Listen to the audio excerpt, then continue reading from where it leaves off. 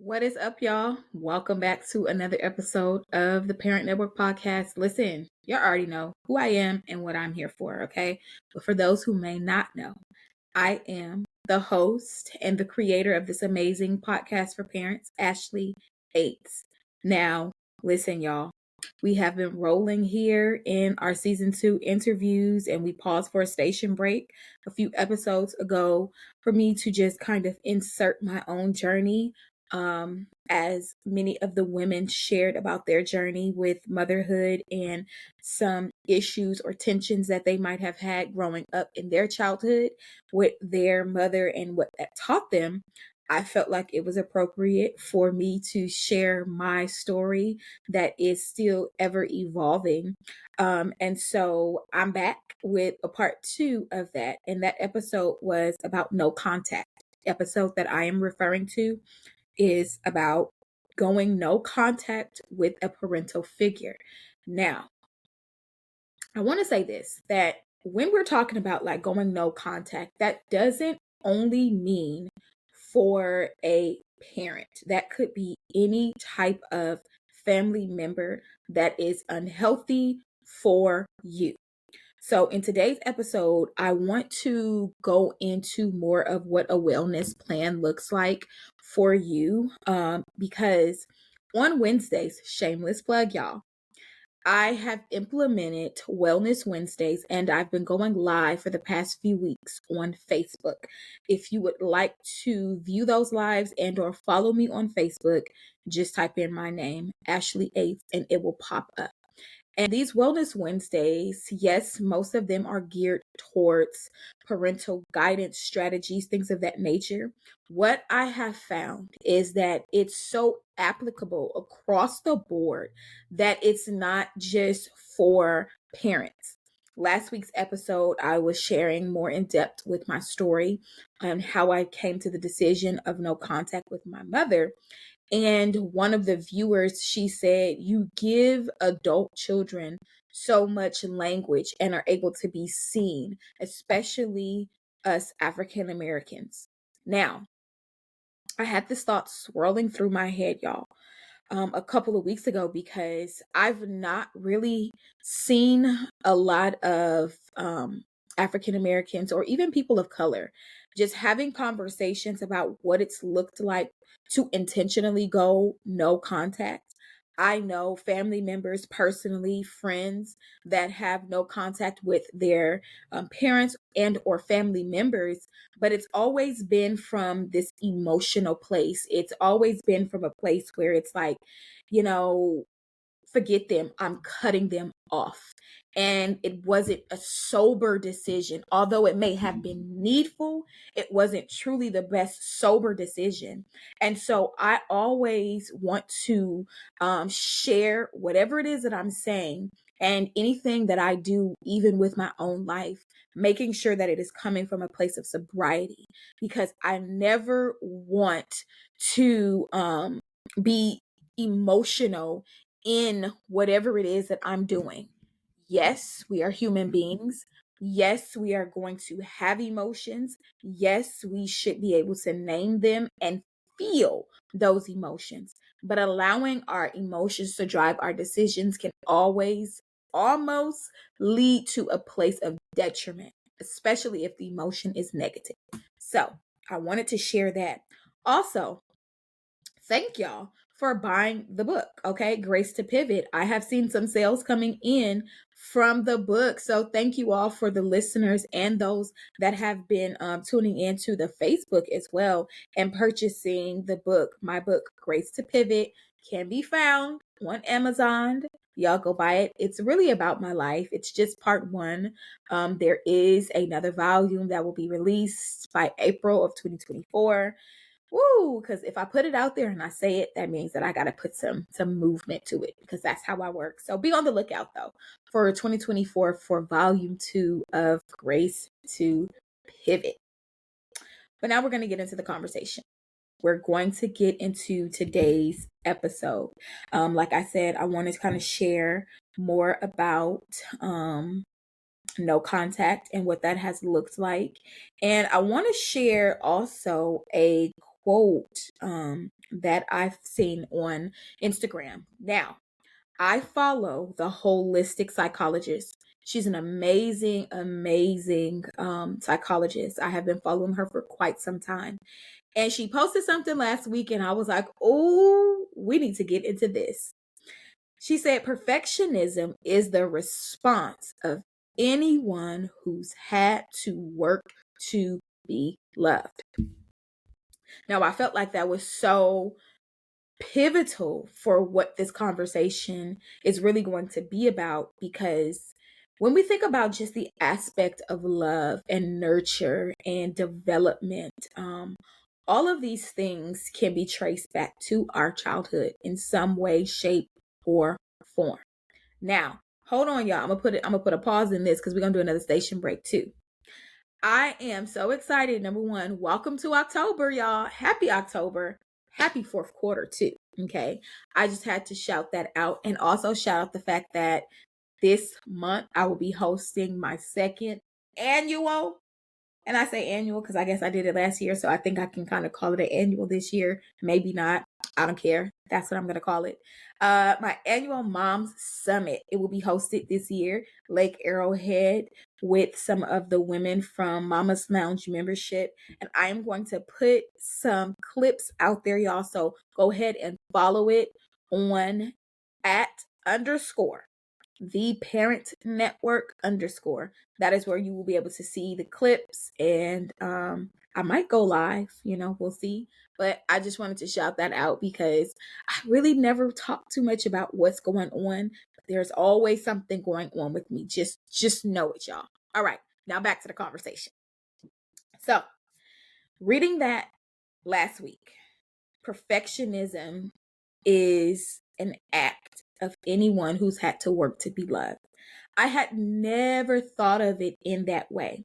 Now, I have studied about perfectionism. I have taught about perfectionism, and I never really looked at it from the aspect of it being connected to love.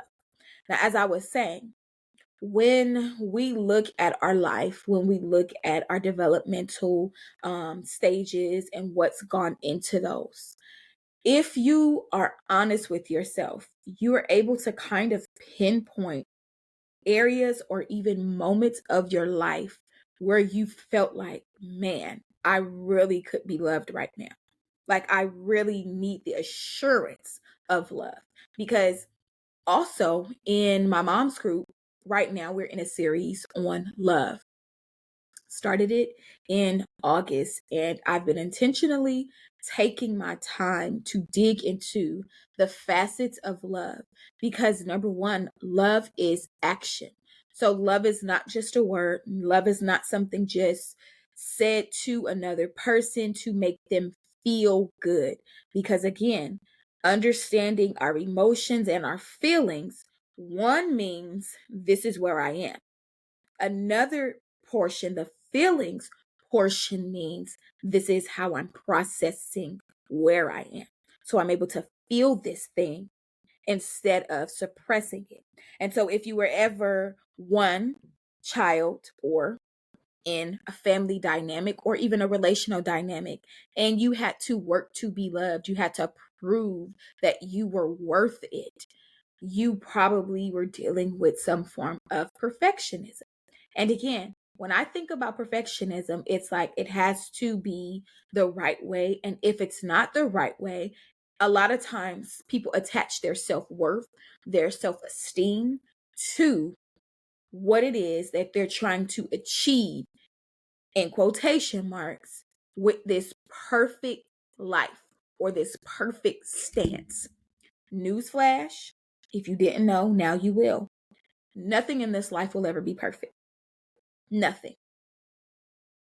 I was looking at something on Instagram not too long ago, and an audio came up speaking about time and how there's never going to be a perfect time. There's never going to be the right time, that we need to just do whatever it is that we've been saying that we're going to do, because the only part of failure is the part where you never start. That's it. The only part of failure is the only part where you never start. So if we never start our healing process because we're scared to reopen a wound, then we're always going to be stuck in the place of that trauma. It doesn't matter if you're 56, 46, 26, 16 years old. If you experienced any degree of traumatic experience in your life and you've not properly healed from that, you will be stuck, arrested in your development at that place. And I'm not just saying this because it sounds good. I'm saying this because literally, statistically, you can find this. And relationally, you will see this with a lot of people. I would always wonder why, like, certain individuals in my mind, I'm like, this person is, X amount years old. Why are they still acting so childish? Well, that is because they've never grew up. They have not healed or processed or had the conversation or whatever the situation was to get them from that point where they were to where they need to be. And it's a brave thing to heal. I applaud everyone that takes the journey towards wholeness. My spiritual mom says that wholeness is a place of awareness. So we're not arriving to a place of wholeness. It's not a destination that we're trying to get to. The moment we become aware of a situation or a thing, we're now functioning from a holistic place. Because again, I'll always stand by this. The more aware I am of what's going on with me, the more I'm able to break whatever cycle I've seen perpetuated. And the more aware I am, the more it becomes my responsibility to heal. So I want to make sure that you all understand that. When we become aware of the situation, of whatever it is that has been plaguing us, it becomes our job then to heal. It becomes our job. Because if we continue to put it off, especially us as parents, then we're saying, I want my children to double the work. I want them to go deeper into whatever this plague has been on this bloodline because I'm too scared to face whatever it is.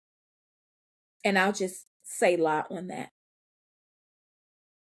Because it's so important that even if we're scared of what comes up, what comes out of us, we take the journey.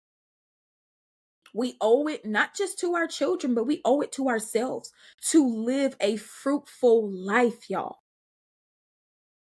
As we prosper in other areas of our lives, but we neglect our emotional health and our mental health, let me tell you what will happen. It's going to compound and you're going to break. You want to talk about burnout? Burnout is not just this thing that because you're extremely exhausted. Burnout can also happen because you fail to heal. And so your sensories, your nervous system, your limbic system, your mind, your memory, all of these circuits that have been wired in our body to help us no longer function in the way that they should because we don't want to unearth what's really happening within us. So I want y'all to sit with that. Really sit with that and really make a plan. I started off by saying, we're going to talk about what a wellness plan looks like because it's so important, y'all. It's not just something that sounds cute. It's something that's necessary for you. Again, because we are parents, and there are some listeners who are not parents, but you desire to be a parent, let this be your warning. You're going to want a wellness plan because a wellness plan takes care of all aspects of your life. I talked about it on one of the episodes in season 1 about a mom supplement and what that looked like for me. And it really was a plan to make sure that I was taking time to pour into Ashley, the woman, not the mom, not the student, not the coach, not the mentor, not the entrepreneur, but the woman, me, the woman. It's so important. So when we're looking at a wellness plan, let me give you all an example of what that looks like. Going to the doctor. Yes, going to the doctor for an annual checkup to make sure that your physical nature, your physical body is able and willing and functioning and doing all of the things that it needs to do so that you're able to be here in the earth for your children for as long as God is going to allow. So we need to make sure that we go to the doctor. We also need to make sure that we go to the dentist. Your oral health is as important, if not more important, than your physical health. What's going on within your mouth? Let me tell y'all a little caveat, a little story, because y'all know I'm going to give it to you anyway. I used to be terrified of the dentist at, I want to say, 8 years old. I woke up one morning and my mouth was hurting so bad. I didn't know what was going on. And I wasn't really like a candy head as a kid, but I did eat sugar every now and again. Excuse me. And I told my mom my mouth is hurting. She had to go to the doctor, to work. So she asked my grandmother to take me to the doctor. I remember us getting on the bus, going to the dentist, and I still see the image to this day. I was laying in the dentist chair. They did the x-ray, and all I remember was them saying that I had 14 cavities. 14, y'all. I was around 8 years old. 14 cavities. And they filled all 14. And I believe I got like a root canal or something as well, because I remember those little things that they like put in your mouth to hold your jaws open. 14 cavities. From that moment on, it produced a fear in me. It produced a trauma in me that said, you don't ever need to go to the dentist, because why would you want to do that to my mouth? And from that point on until I was probably like 16, I don't even remember going to the dentist often. I used to hold that against my mom, because then when I became an adult, I had to get dental work done. And I'm just like, if she just would have taken me to the dentist regularly, then I wouldn't have to pay this money, for my teeth and all of these things. But when I became an adult, after I had my second son, I was like, okay, I have to make sure that my oral health is a part of my wellness regimen. Like, you're going to have to get over this fear of the dentist, Ashley. Like, you're going to have to. And I remember talking to myself and talking myself into going to the dentist. And I started going back, y'all. And I was like 26 or 27. When I said, I'm going to overcome this fear, this trauma. Now, from 16 to like 19, I went to the dentist here and there. Then like 19 to like 23, 24, I was so traumatized. I would brush my teeth, I would floss, but I still needed to go to the dentist for them to check, and make sure everything was right. And well, it wasn't. I remember I was eating a pastrami sandwich, pregnant with that second little one, and my side tooth cracked. And I was like, what the heck? What the heck? How you eating a pastrami? This ain't even hard. But it didn't matter. Y'all know how the baby sucks everything from you. I was taking the prenatal vitamins and that wasn't giving me enough whatever I needed, obviously. But it didn't have anything to do with that. I needed to check on my oral health. And so a part of the wellness plan, y'all, is going to the doctor. It's going to the dentist. Now I go to the dentist. I have overcome this fear literally of going to the dentist. Now I hate that I have to pay for oral work to be done when I needed it to be done. But I thank God that I was able to do it, that I had the means to do it. And now I am way more proactive than I've ever been in my life about my oral health. And another curse that has been broken is my kids go to the dentist every 6 months. They don't miss their checkups at all. You know why? Because I became aware of a problem, of a cycle, and I chose to break it. So when we're looking at these patterns, parents, people, when we're looking at these patterns, don't just look at the big thing. And I'll say this all the time, don't just look at the big thing. Check the details, because it's in the details that you will really find that you are breaking cycles. My kids go to the dentist every 6 months and they know it.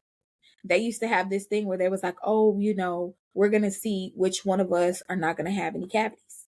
For a minute, they were both on a streak with no cavities. For a minute, their last checkup that they went to a few months ago, the youngest one didn't have any cavities.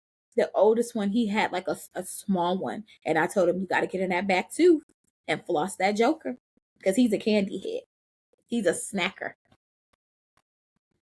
But I'm proud of myself for being firm and saying, nope, just because it was with you doesn't mean it's going to continue. So, wellness plan, doctors, parents, take yourself to the doctor, check out your body. Don't be afraid, even if there were certain sicknesses that ran in your bloodline.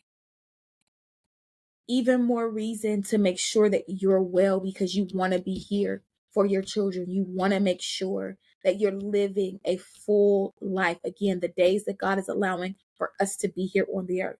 Dental work, get your mouth checked out too. Boom, leads me to my next point, your mental health. We saw during pandemic how much the isolation and the not being able to be in an everyday normal routine affected the mental health of individuals across the world. So even more reason why we have got to take our mental health serious. Taking days off from work because you are tired and you just need to sleep, because you're always running around, because you're always having to take the kids to practice. And then for practice, you got to come home and make the dinner. And then for making the dinner, you got to make sure they're showered, tucked in bed. Then you're last.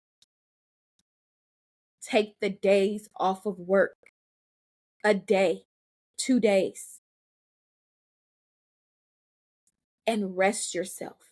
Check in with yourself. How are you doing mentally? I'm a big journaler. And I give the ladies, my mentees, I give them journal prompts. Wellness Wednesdays are our check-in days to just, hey, how are you doing? And I give them color-coded hearts to correspond with how they're feeling. Because it's so easy to just skip over and over and over and over how we're actually feeling, what's really going on within us. So take time to pause and really say, I'm drained. I'm tired, or I'm joyful. I'm invigorated. Whatever that emotion is, name it so that you can feel it and cry. Baby, cry. Okay? Because I used to be one of those, I used to say I was thug life. And I actually have a pillow. If I could find it, I would show it to y'all. It says Thug Life. A sister of mine, she made it for me, and she made me a fanny pack that said Thug Life. Now I'm thuggish for the kingdom of God, though. You know what I'm saying? I'm very much a woman. I'm very soft and feminine, and I'm working more even on my femininity. Y'all see my swoop. But it's so important that we really check in with how we're doing and how we're feeling. Next, We want to make sure that we're taking time just for ourselves. Going back to the mom supplement episode, what do you do for yourself as an individual outside of your roles? What do you like to do? Who are you outside of your roles? And I found that that question of who am I can really be daunting to certain individuals because we've engulfed ourselves in our roles. But take off the hat, take off the role, take off the title. Who are you? And what do you like to do? What brings you joy? What lights your fire? What brings passion to you? What is something that you can teach your child and it's something that you can do that you would never get tired of? Tap into that person. Get back to that person. And I can honestly say that as a child, I never saw my mom doing anything that really brought her joy. We went to church a lot, but I've never seen her leave the country, leave out of town, let alone have healthy relationships. And these are all of the things that I watched. Because again, before our children are taught anything, we catch a lot of things. We're always watching, we're always observing. As an adult now, I'm still very much an observer. I want to see your behavior patterns, not just what you're saying. But in my areas of brokenness and in my stages of life where I did not have the language that I have now, I was very much sucked into that mindset and that area of being a people pleaser and operating in levels of perfectionism because I was searching for that love. I was searching for someone to validate me, someone to see me, and not just see me for my physical appearance or what I could do for them, but for them to see me. Like I'm hurting, like I want healthy relationships, but I don't really know what that looks like. And so I would mask all of those things with the armor. With the armor of perfectionism, the armor of pride, hiding behind a layer of rejection. And I know we don't really like to talk about these things too much, but it's real. And the reason why I love to share from my place is because I always want to provide people with a voice and inspire you that you can come out of the closet, you can come out of hiding because you're not by yourself. You are seen and you will have people that can walk with you. It's so important, y'all, that we know that you know that whoever is listening, the parent network community is literally a resource hub for parents to develop in their emotional and their mental well-being. This is what this space is about. So I'm not sharing my story just to fill up time. I'm sharing because I want you to know always you're seen. And even if I've not experienced what you've experienced, 9 times out of 10, I can empathize with you on some level. And sometimes we negate the power of empathy. We negate the power of just being able to sit with someone and listen to them. Sometimes people don't need you to always share your 2 cents. They just really need you to listen. That can make them feel better. Which goes into the next piece of the wellness plan. Therapy has now become affordable on so many different levels. In this particular episode, I am going to link in the description some sites for therapy that you can connect with. And they have sliding scales, they have financial aid or through your insurance. Some of them may even be free depending on where you live. But please, parents, I can't stress this enough. Get you a therapist. Because if you are a single mom or a single dad, talking to your kids all day is going to do this to you. It's going to drive you low. If you don't have a safe space, a community, friends, at least you can have a therapist to talk with, to share what's on your heart, to share what's on your mind. So then you can heal in wherever area you need to heal in, so that you can go get you some good friends. You can go find the community or create the community like I did here with the Parent Network. It's all about action when it comes to the wellness plan. Because, well, let me say this. The next component to the wellness plan is your eating habits.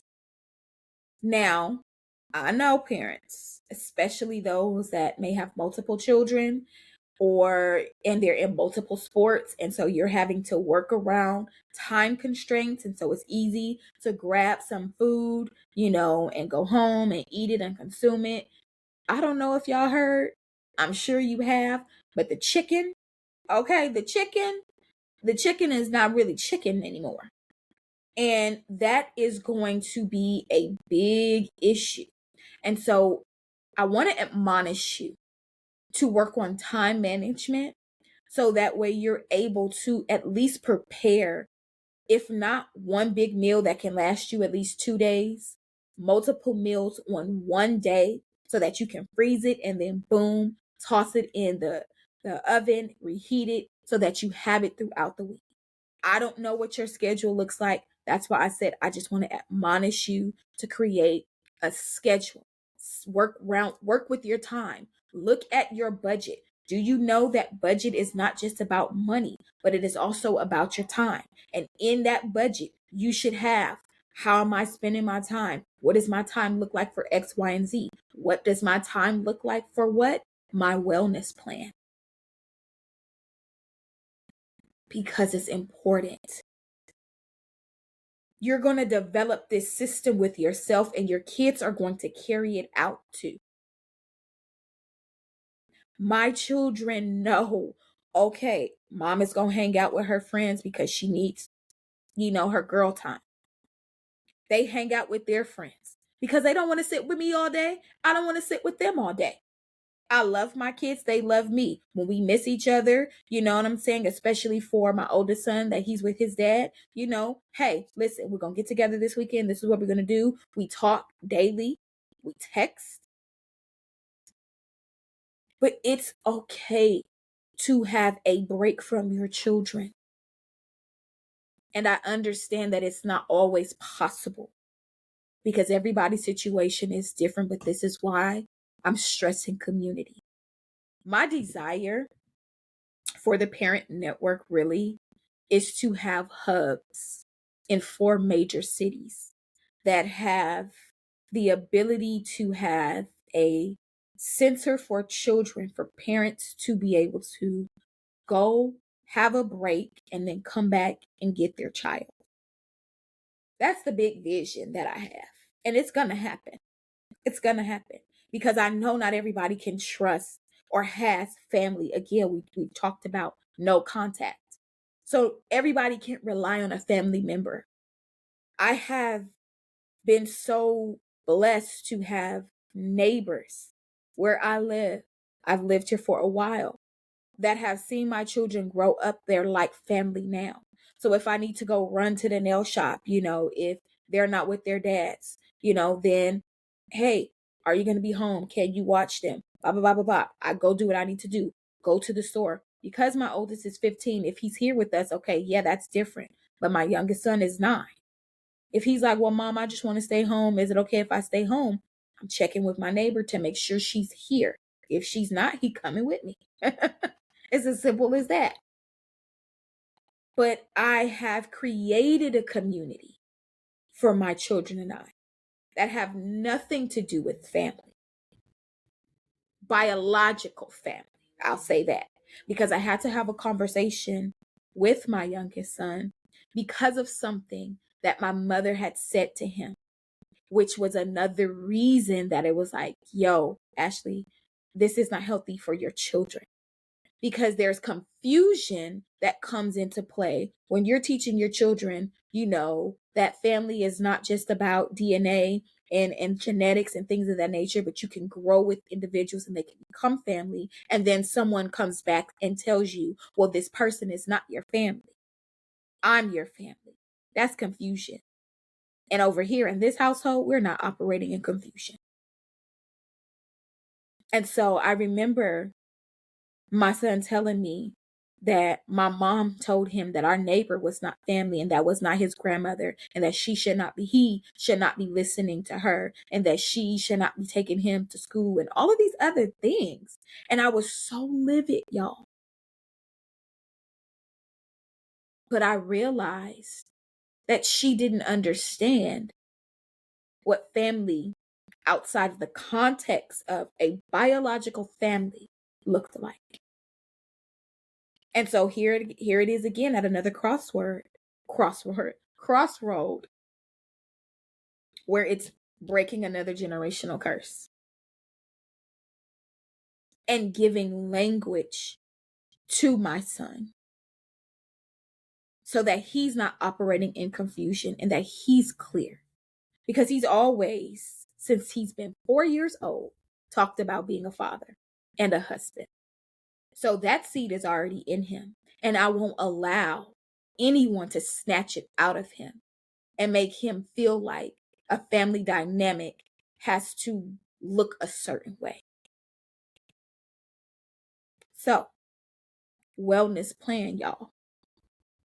Physical, oral, mental, and emotional health, well-being. This should encompass a part of your wellness plan. Also, your budget, financial. Again, budget for your money, budget for your time, and your kids' time. But you make sure that you put in there a budget bank for my time. This is my time. Whether you're scheduling time to go out of town, a staycation, a vacation, whatever cation you want it to be, make sure you're doing it.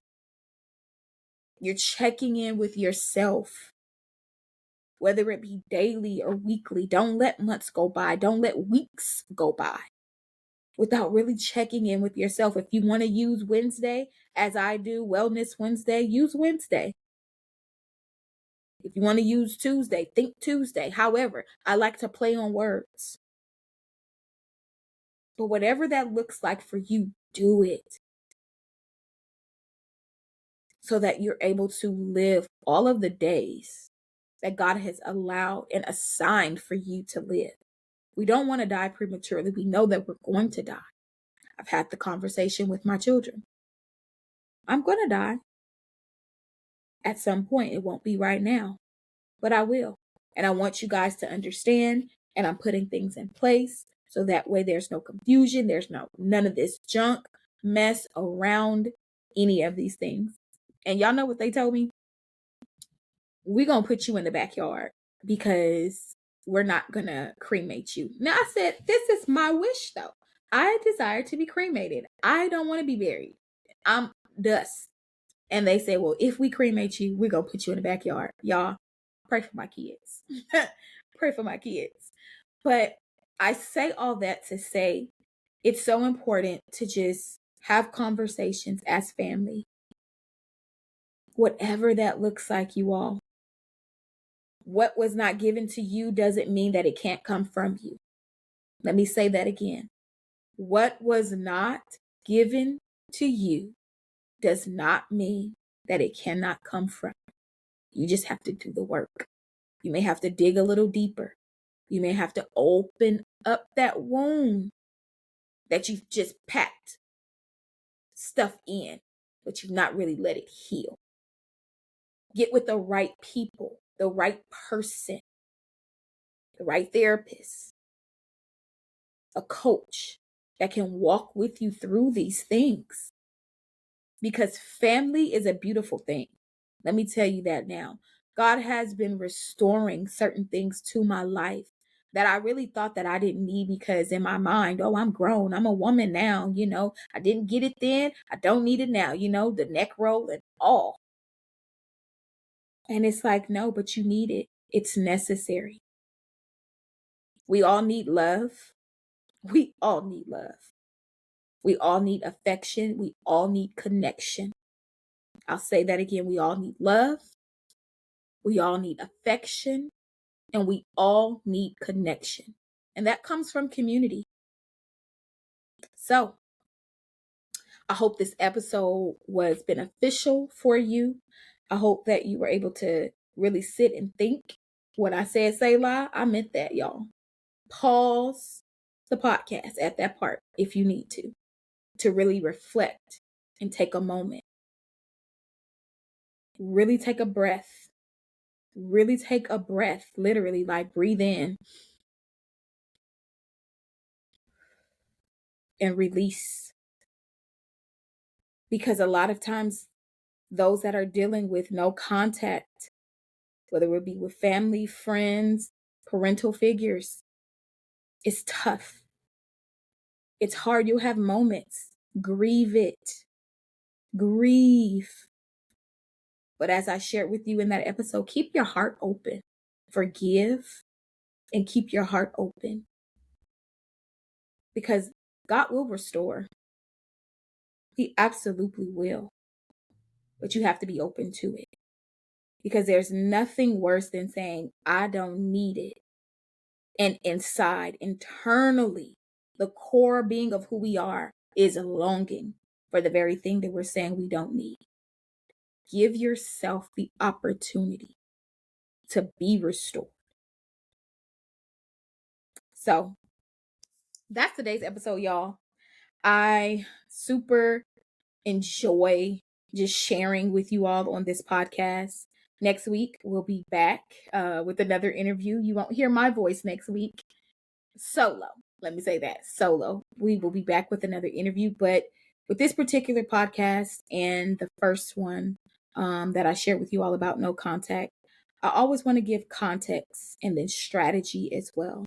And so I hope that you found the strategies helpful. Again, in the description, you are going to find some information on therapists.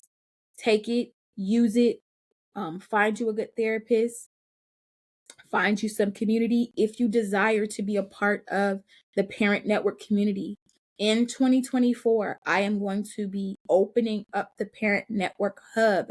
This is a membership-based community where we will be meeting weekly, virtually, on Mondays, 3 Mondays a month, where we have classes, we have community nights, and you will also be able to be a part of the annual summit that I do. As I share with you all in this episode, this month is our summit, and I'm excited to meet with the ladies. The last 2 years, of course, it's only been moms, but in 2024, it's going to be open to parents. That means dads. So I'm excited. I'm excited to see the vision that was once very small for me. I just wanted to share my heart, my thoughts, my wisdom with single moms evolved to married moms. It evolved to divorced moms. Now it's evolving to parents, to fathers.